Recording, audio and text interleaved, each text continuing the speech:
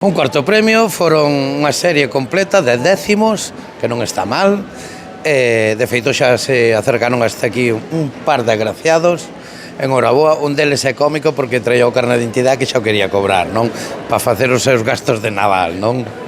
Bueno, o sea, que é xente do día a día de Santiago, pode ser... Sí, precisamente foi vendido en Ventanilla, décimo a décimo, e é xente de aquí que frecuenta o centro comercial e exclusiva administración. Bueno, o sea, que a serie toda vendida aquí. Soria, sí, a serie foi toda vendida aquí. Vale.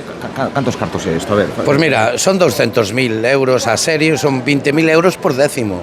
Un pellizquiño, un respiro, un respiro que agradeces. Xa o ano pasado xa houve sorte aquí. O ano pasado, efectivamente, tuvemos tamén unha serie do Gordo e vendemos tamén aquí o Gordo, non?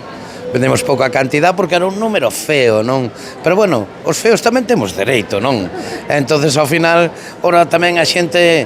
Porque este, se te das cuenta, era un 7, 7, 7, 6, 8. Iso ten moitos setes. E moitas veces fai...